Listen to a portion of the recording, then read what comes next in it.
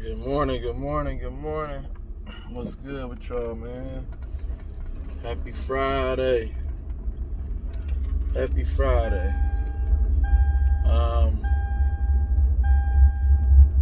Let's give credit to the Boston Celtics, man. They came out and they stole game one. You know what I'm saying? So now the Warriors know what it looks like, you know what I'm saying, to lose on their home court this postseason. They were undefeated up until this point. And like I alluded to, just like Shaq, you know what I'm saying, agreed with me when I was on Showtime channel. Shout out to Showtime, you know what I'm saying, and all his subscribers and everybody that passed through there. I was saying this shit feels like, you know what I'm saying, the Lakers run. You know what I'm saying? Back in that finals, they were undefeated at home. Boom. Nobody thought Philly had a chance. Lakers was highly favored. Philly came out, smacked them. You know what I'm saying? Game one. And then the rest is history after that. We know what happened after that. I'm not saying that it's going to be the same results in the way that played out, because obviously Boston is a very, very, very good team. But I still feel that the Warriors will win this series in 6 or 7, like I alluded to. So I'm going to stand on my square when I say that. It's not time to hit the panic button. You know what I'm saying? Because the Warriors did have some good spots and some bright spots, you know what I'm saying, throughout this ball game. Particularly in the first and the third quarters, they played exceptionally well. You know what I'm saying? They moved, they had ball movement, body movement, you know what I'm saying? And they competed. You know what I'm saying? They rebounded the ball well. But the second and the fourth quarters, not so well. And that fourth quarter was that was really the nail in the coffin right there. That fourth quarter was really, you know what I'm saying, the end-all, be-all quarter. You feel what I'm saying? But in my opinion, I felt like the game could have been a lot more closer than what the score indicated if the Warriors had played better in that second quarter. And in my opinion, I think that Steve Kerr really did them, you know what I'm saying, a disservice as far as coaching. See, you can't just say players. The coaches also have to, you know what I'm saying, coach, you know what I'm saying, at a championship level. And I didn't think that Steve Kerr, you know what I'm saying, made adjustments. I didn't think his substitutions were timely and accurate, you know what I'm saying? Because if you have a guy like Steph Curry, right? If you have a guy like Steph Curry who's out here putting up 21 points in the quarter hot, you know what I'm saying? I'm talking about like motherfucking fish grease hot, nigga. Fried chicken grease hot, nigga. He was hot. You do not take him out the fucking game and rest him for damn near the whole second quarter. And you can tell when they put the camera on Steph Curry's face, see, they like to do that. See, this is a trend and a pattern of Steve Kerr when he coaches. He leaves motherfuckers on the bench and takes the wrong motherfucker out and puts some other motherfucker in, and it's just like, what do you do? He breaks all of their rhythm every time, and it's just like, bro, like, you have to be smart, bro. Steph Curry should have easily ended up with like 45, 46 points in this game, because he was in a rhythm. They had no answers for him. You feel what I'm saying? He was getting whatever he want, but then he sat and rested so long. Now he like, fuck, when I come in, he's pressing. Now, fuck, I gotta find that rhythm again. I gotta find that rhythm. You know what I'm saying? And then, turnovers, bad shots, poor motherfucking ball movement, poor execution on offense. You get what I'm saying? And that's all because Steve Kerr's stupid ass, like I always say, you know what I'm saying, be tricking the fucking games off. You know what I'm saying? And it makes no fucking sense why he does that. It makes no sense why he does that. Jordan Poole didn't have a Jordan Poole type game. See, this is a different series. See, when you go from series to series, you have to understand that, okay, it's going to be a little bit tougher, a little bit harder. I'm going to have to play my A game. You feel what I'm saying? I'm going to have to play my A game. So Steve Kerr, and then he plays Iguodala like this is the finals Iguodala. This is not the finals Iguodala. Iguodala's defense has been poor the last couple seasons. Last year in Miami and then this year. You feel what I'm saying? He hasn't been the same Iguodala. He commits a lot of turnovers on offense. He's not shooting the ball at a high clip, even though he did shoot exceptionally well yesterday. You feel what I'm saying? He has a lot of turnovers. He has a lot of bad fouls. I've been noticing Andre Iguodala has had a lot of bad fouls, which lead to teams getting a rhythm. They get into the free throw line. You know what I'm saying? I've been seeing this is not the same Iguodala. So to insert Iguodala after he haven't played, nearly the whole motherfucking for the whole postseason, then you insert him as if he's the guy, but then you clear motherfucking GP2 to play, and he didn't even play. So I don't understand it. It make no sense to me. And then you still got Kuminga, you know what I'm saying, Moody, and motherfucking E-Leezy on the bench. See, this is the type of series where E-Leezy, I think, you know what I'm saying, can thrive, because all the attention is going to go on, you know what I'm saying, on those guards. But E-Leezy can stretch the floor.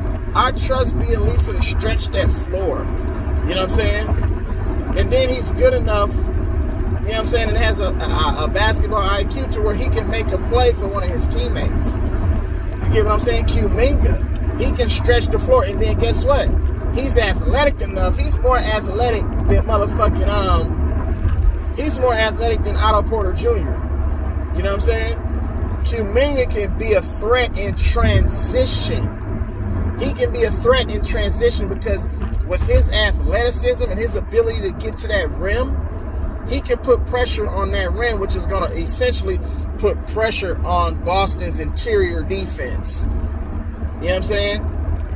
And motherfucking external defense on outside. But motherfuckers need to understand that, though. Steve Kerr don't understand that. And then, why do you have Klay Thompson dribble going one-on-one as if he has a handle, you know what I'm saying, and the quickness to get by his defender like a motherfucking Jaylen Brown, so to speak. You feel what I'm saying? Klay Thompson, that's not the strength of his game, going dribble, one-on-one pull-up. Klay Thompson needs to be ran off of some cross action, some down double stagger screens. You feel what I'm saying? You need to get Draymond more on that 15-foot range. Like, put Klay in the fucking post. Klay Thompson can post, you know what I'm saying, Jaylen Brown up all day. He can post any one of those other guards up all day and shoot and turn around and shoot over. You feel what I'm saying? Easy.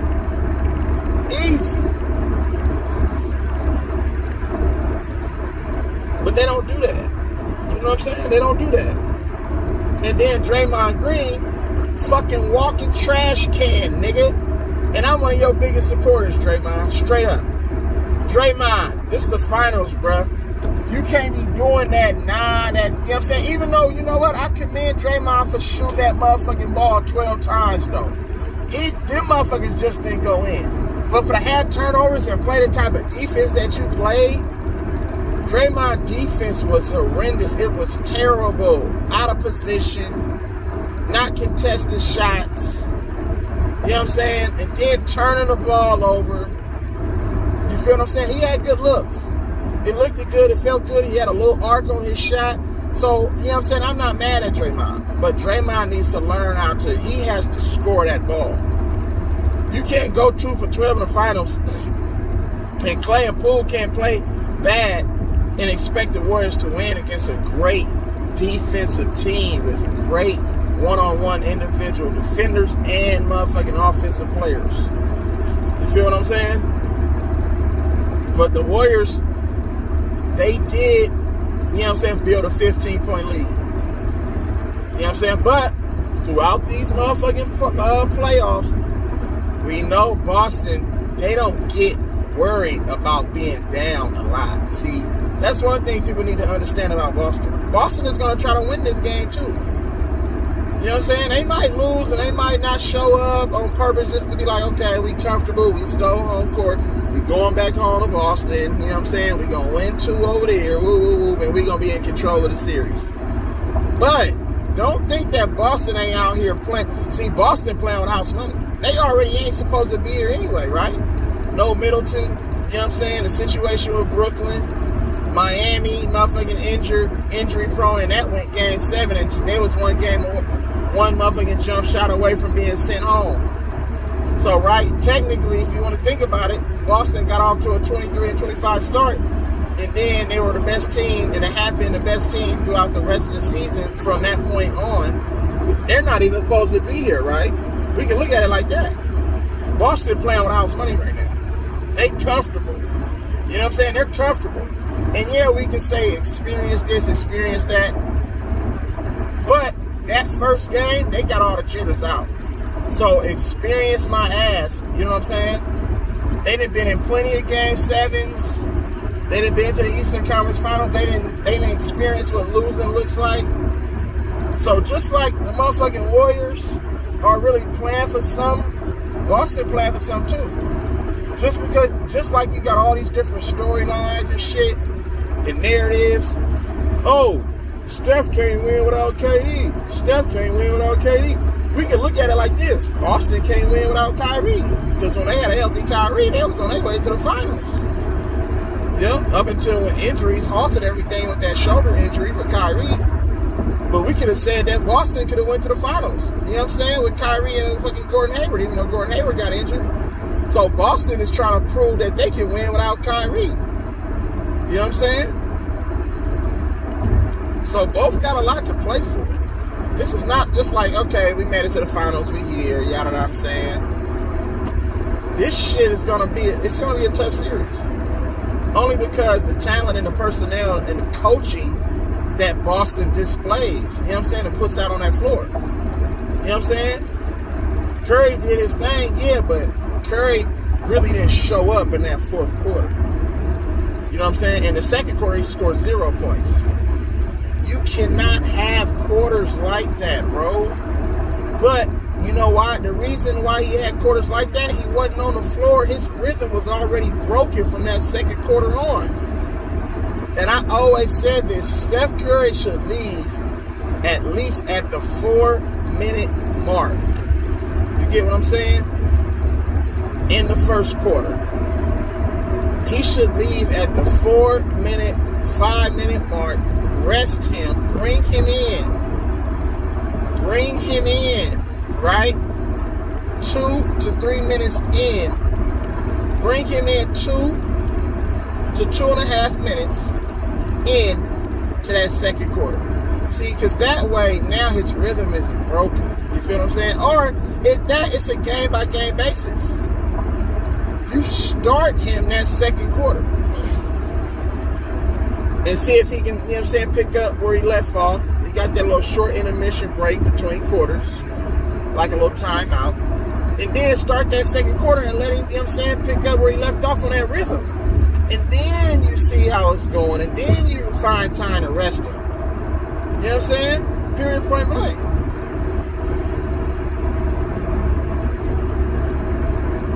But Draymond got to be better. Everybody has to be better. The substitutions and the rotations have to be better. The coaching has to be better.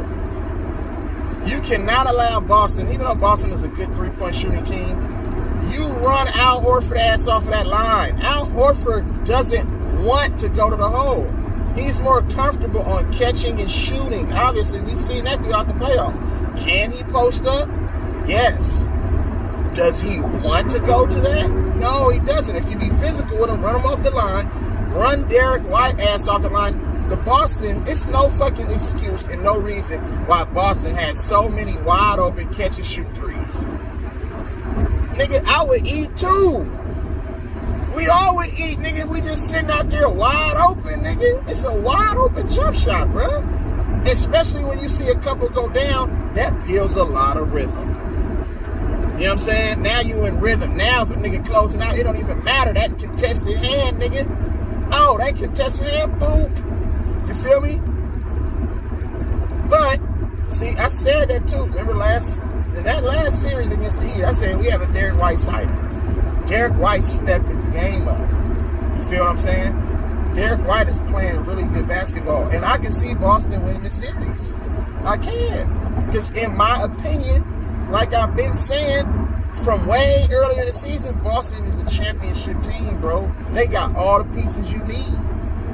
all of the pieces that you need to win a championship. With the superstar player and a duo, a 1-2 punch, you know what I'm saying, with great role players, you know what I'm saying, they can get it done. I gave Warriors the nod because of their experience and the way that Clay have been coming around.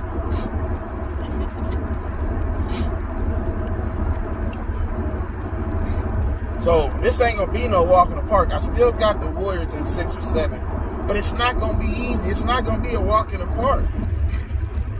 You feel what I'm saying? This shit is not gonna be no motherfucking walk in the park.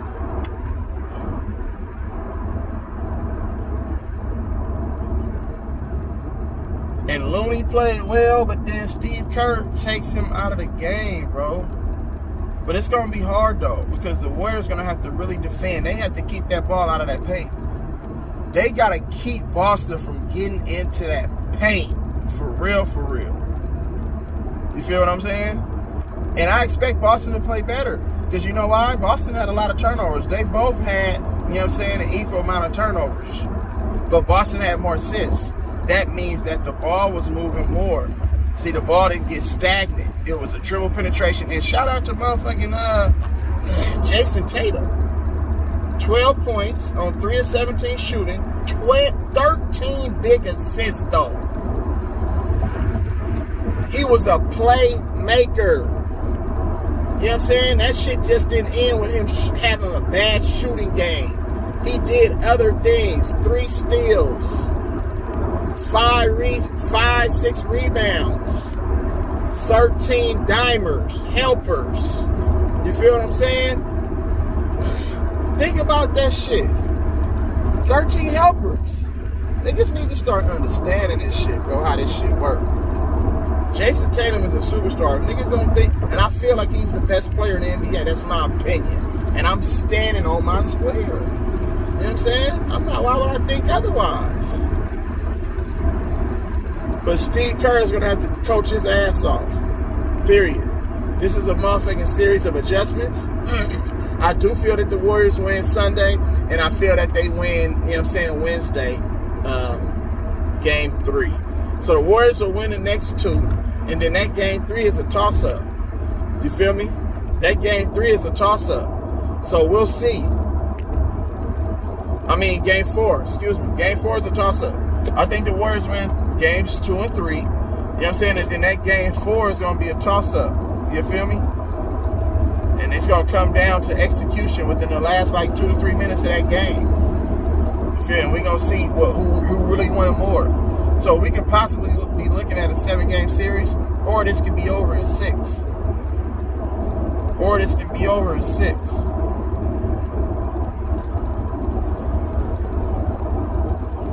But I think the Warriors want to win it in front of their home crowd, in my opinion. I think the Warriors want to win it in their home crowd. And they're not going to be able to do that. I don't think they're going to be able, hold on. I forgot how the finals work. I don't know if it's the 2-2-1-1-1 format or the 2-2-3 format. So I'm not quite sure, but somebody can help me on that. But I think the Warriors still win this in 6 or 7. But it's gonna be very challenging. Everybody's gonna have to play well. Shout out to Wiggins. Wiggins showed up. With the lack of experience in the finals, you know what I'm saying? Wiggins showed up just like, you know what I'm saying, those Boston Celtics role players showed up with all that lack of experience. They showed up, man. You have to give them credit for that. But the Warriors did build a 15-point lead. So if they go back and watch film and see how they built that 15-point lead, execution, ball movement, body movement, and then rebounding and boxing out, then they have something to work with. The Warriors have something to fucking work with, nigga. Period. But Draymond, you gotta play better. You can't go and have a podcast show and all this shit, nigga. Put all the social media shit on the back burner, bro. See, that's the shit why motherfuckers don't be focused. You worried about the wrong things right now, nigga. You worried about talking and shit with Kevin Durant and all. Fuck KD, nigga. We don't give a fuck about that nigga. That nigga did what he did. He's still gonna have his fucking jersey retired. He helped us win 2 chips. Even though it was one of the weakest moves in NBA history by a superstar, nigga. You feel what I'm saying? But fuck that, nigga, right now. Shut off all the noise, nigga. It's about you and the other motherfucking 15, 16 guys in that locker room. Along with the coaching staff. It's about y'all right now. This is y'all moment. Seize the moment. Seize the fucking moment, nigga. And all you niggas gotta play better. You know what I'm saying? And Steve Kerr, don't trick this finals off, bro. Cause your ass be doing some retarded ass shit. You're not a great motivator, just like how motherfucking Mark Jackson was. See, Mark Jackson ain't gonna allow that shit to happen because he gonna hold his motherfucking players accountable, nigga. You feel me?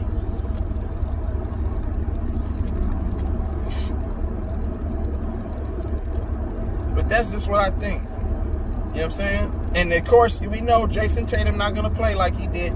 He's gonna have a bounce back game. Every time Jason Tatum has played bad in this postseason, he has had a bounce back game. I expect Jason Tatum to come back and have a bounce back game. But guess what? I expect us to shut everybody else water off though, because Jason Tatum is one of those type of players. You know what I'm saying? To where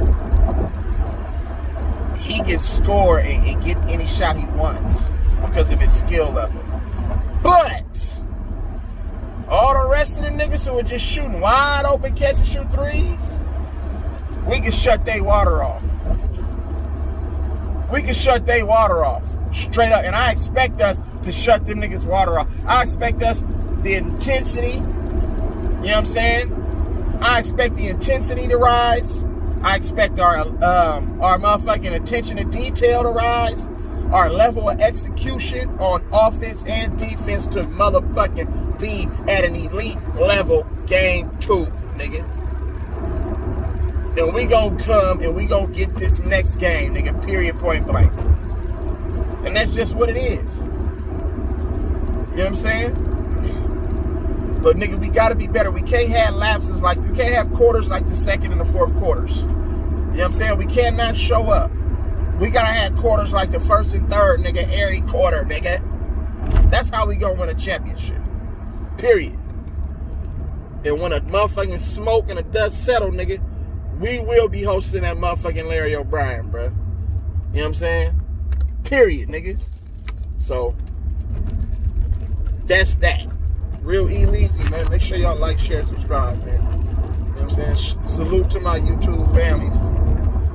You know what I'm saying? I appreciate y'all. Everybody keep doing y'all thing, man. You know what I'm saying? Keep motherfucking providing great content.